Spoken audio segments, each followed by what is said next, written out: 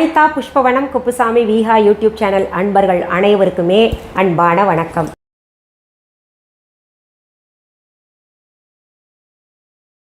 நம்முடைய யூடியூப் சேனலில் sweets and snacks என்கின்ற பகுதியில் இன்றைக்கு நம்ம ஒரு மாம்பழ ஸ்வீட் பார்க்க போகிறோம். இப்போ மாம்பழ சீசன் இல்லையா, அதனால் அந்த மாம்பழத்தை சரியாக பயன்படுத்திக்கணும். சரி, அதற்கு முன்பாக இன்றைக்கு பிறந்த நாள் மற்றும் திருமண நாள் காண இருக்கின்ற அனைவருக்குமே என்னுடைய வாழ்த்துகள். உங்களுடைய வாழ்க்கையில் நீங்கள் அனைத்து நலங்களும் வளங்களும் கிடைக்கப்பெற்று நீடூழி வாழணும்னு நான் இறைவன்கிட்ட பிரார்த்திக்கிறேன். இந்த காணொளியை காண்கின்ற அனைவருக்குமே இந்த நாள் இனிய நாளாக அமையட்டும். மாம்பழத்தில் ஸ்வீட்டா? மாம்பழம் நாங்கள் தயிர் சாதத்துக்கு தொட்டுப்போம், வடுமாங்காவை தயிர் சாதத்துக்கு தொட்டுப்போம், மாங்காயை ஊறுகாய் செய்வோம். இந்த மாம்பழத்தில் ஸ்வீட்டுன்றீங்களே அப்படின்னு கேட்டிங்கன்னா ரொம்ப பிரமாதமான ஒரு ஸ்வீட்டு. எனக்கு ரொம்ப பிடிக்கும் அந்த ஸ்வீட். அடிக்கடி மாம்பழம் சீசன் இருக்கும் பொழுது செஞ்சு சாப்பிட வேண்டியது தான். அந்த ஸ்வீட் என்னென்னா நல்லா ப்ரொஃபஷ்னலாக இருக்கும். நம்ம இந்த காஜு கட்லியெல்லாம் இருக்கும் இல்லையா, அந்த மாதிரியே ரொம்ப டேஸ்ட்டாக இருக்கும். சரி, இப்போது அந்த மாம்பழம் ஸ்வீட் செய்வதற்கு தேவையான பொருள்கள் என்னென்ன அப்படியே செய்முறைக்கு நம்ம போயிடலாம். உங்களுக்கு பிடிச்ச மாம்பழத்தை எடுத்துக்கோங்க, அது நல்லா பழுத்திருக்கணும், அவ்வளோதான். அதை மிக்சி ஜாரில் போட்டு இப்போ அரைச்சிக்கலாம். சரி, நம்ம இப்போது ரெசிபி பார்க்குறதுக்கு முன்னாடி நான் உங்களுக்கு நம்ம மொட்டை மாடி தோட்டத்தில் இன்றைக்கி விளைஞ்சது என்னன்றது பார்க்கலாம். தினமுமே நிறைய கத்திரிக்காய் இல்லாட்டி வெண்டைக்காய் அப்படி இல்லைன்னா ஏதோ ஒரு காய் பழங்கள் விளைஞ்சிருக்கும். இது பார்த்திங்கன்னா பாகக்காய் கொஞ்சம் பழுத்துருச்சு, இது மட்டும் விதைக்கி வச்சுருவோம் நாங்கள். இது நாளைக்கு தொக்கோ இல்லை சாம்பாரோ செஞ்சு சாப்பிட வேண்டியது தான்.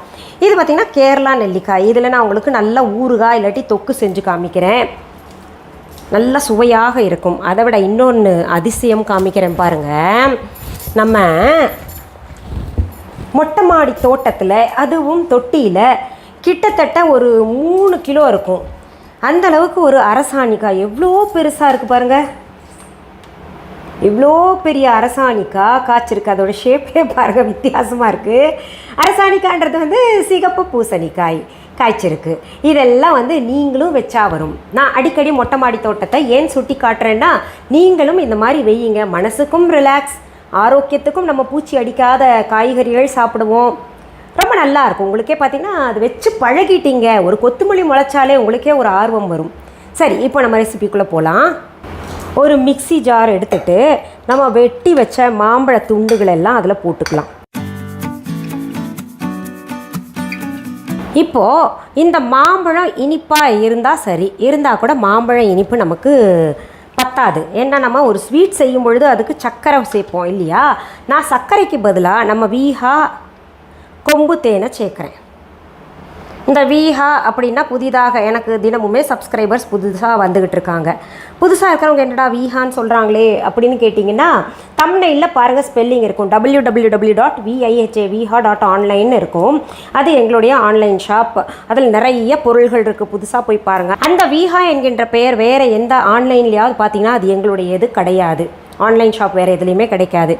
இன்னொன்று, உங்கள் ஊரில் இல்லாட்டி உங்கள் நாட்டில் வீஹா ஷாப் கிடையாது.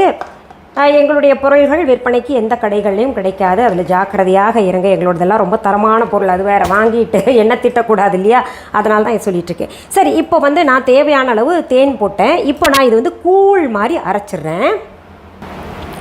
இங்கே பாருங்கள், இப்படி கூழ் போல் அரைச்சி வச்சுக்கோங்க. இதில் தண்ணியெல்லாம் சேர்க்க வேண்டாம். சரி, இதை அப்படியே தனியாக வச்சுக்கலாம். அடுத்தது இந்த முந்திரி பருப்பு எடுத்து சின்ன சின்ன ஸ்லைஸாக பண்ணி வச்சுக்கோங்க.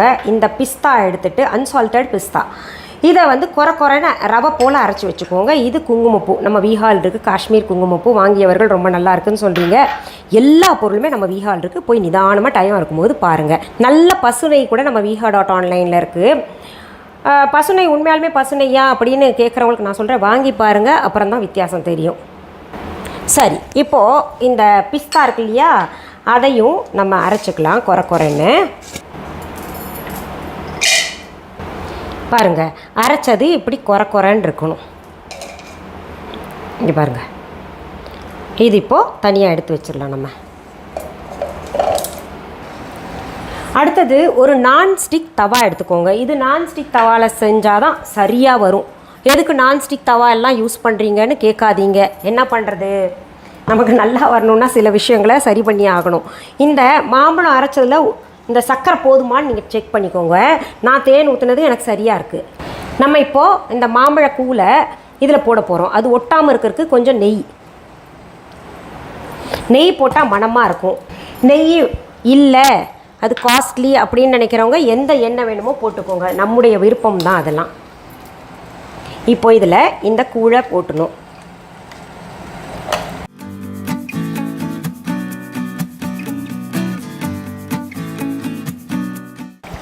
இது கழுவிட்டு தண்ணி சேர்த்துறாதீங்க. இதை சிம்மில் வச்சு நம்ம கலந்துக்கிட்டே இருக்கோம். நல்லா திரண்டு வரணும். அதாவது எப்படி சொல்கிறது, ஒரு உருண்டையாக திரண்டு வரணும். அது வரைக்கும் நம்ம இது கலந்துக்கிட்டே இருக்கலாம்.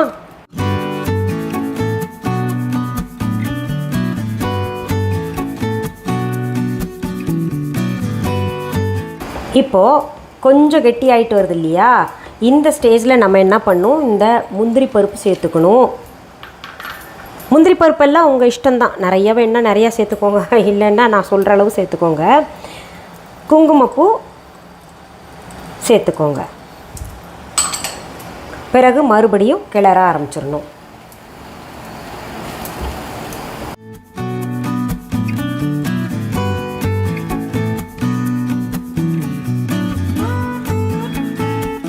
இப்போ பாருங்கள் சுருட்டிக்கிட்டு வருது. நான் கொஞ்சம் நடுவில் ஒரு டீஸ்பூன் போல் நெய் கலந்தேன். ஏன்னா அடி பிடிக்காமல் இருக்கணும் இல்லையா, அதனால் கலந்துட்டு மறுபடியும் கலந்துக்கிட்டே இருக்கேன். சுருட்டிக்கிட்டு இன்னும் பந்து போல் வரணும். பாருங்கள் நல்லா ஓரளவு சுருட்டி வந்துருச்சு. இப்போ நம்ம இதை ஆற விட்டுடலாம். ஆற விட்டதுக்கப்புறம் நெக்ஸ்ட் ப்ராசஸ்க்கு போகலாம். இது இந்த தவாலையே வச்சோன்னா அந்த தவா சூட்டுக்கு ஆறாது. அதனால் நான் இந்த டாப் இருக்கு இல்லையா, ரொம்ப சுத்தமாக வச்சுருப்பேன். அதனால் டாப்லேயே போடுறீங்களேன்னு கேட்கணுன்னு கேட்காதீங்க. என்ன கேட்டிருக்கீங்க, ஏற்கனவே கேட்டிருக்கீங்க இல்லை, அதனால் நான் சொல்கிறேன். நான் இந்த டாப்பே வந்து சப்பாத்தி உருட்டுறது மற்றும் இந்த மாதிரி பதார்த்தங்கள் செய்கிறதுக்கு மட்டும்தான் பயன்படுத்துவேன். இந்த ஷோஸ் பண்ணி காமிக்கிறேன்ல யூடியூப்பில், அதுக்கு மட்டும்தான் பயன்படுத்துவேன். இது ஆறிடுச்சு. இன்னும் கொஞ்சம் தான் சூடாக இருக்குது. நான் கொஞ்சம் நெய் கூட போட்டேன், நீங்கள் பார்த்து போடுங்க. இதை நல்லா மசாஜ் பண்ணுங்கள். இப்படி அதில் ஏதாவது கட்டிகள் இருந்ததுன்னா அதெல்லாம் போயிடும். இன்னொன்று நல்லா ஸ்மூத்தாக வரணும், அதுக்காக இப்படி மசாஜ் பண்ணுங்கள். ஒரு ஹல்வா மாதிரி இருக்குது பார்த்தீங்களா, சூப்பராக இருக்குல்ல.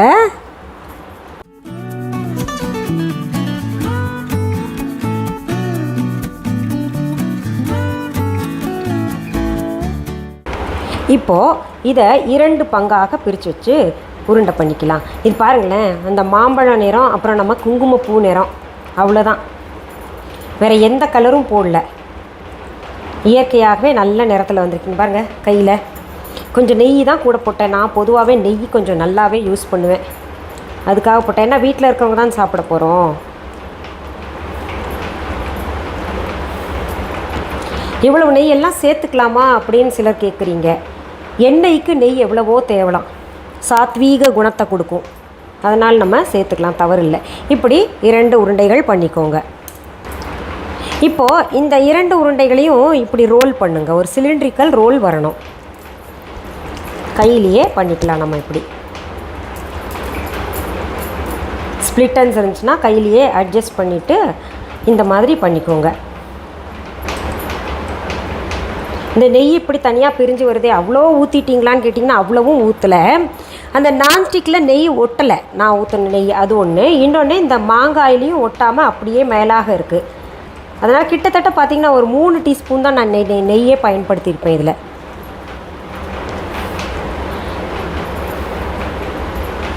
இப்படி பண்ணி வச்சுக்கோங்க. அடுத்தது நம்ம என்ன பண்ணோன்னா, இங்கே பக்கத்துலேயே பிஸ்தா பொடி அரைச்சது இருக்கு இல்லையா, அது போட்டு வச்சுருக்கேன். அதில் இதை கவர் பண்ணிடலாம்.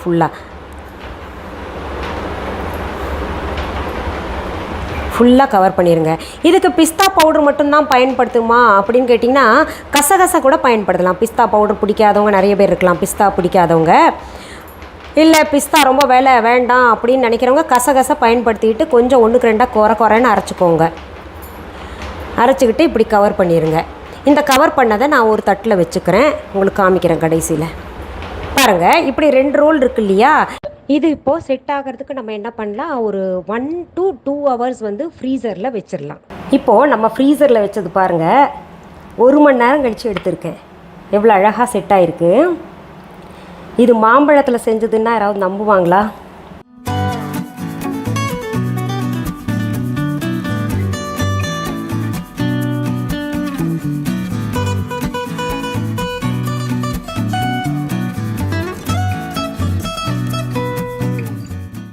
இப்போ பார்த்தீங்க மேங்கோ ஸ்வீட் எவ்வளோ நல்லா இருக்குல்ல, ப்ரொஃபஷ்னல் டச் வந்துருச்சு இல்லை? இந்த மாதிரி ஸ்வீட்ஸ் நம்ம செஞ்சு காமிச்சு ஒரு கடையே ஆரம்பிச்சிடலாம். அந்தளவுக்கு ஸ்வீட்ஸ் நான் நிறையா செய்வேன். ஒன்று சாப்பிட்டு பார்க்கலாமா? ரொம்ப பிரமாதமாக இருக்குது.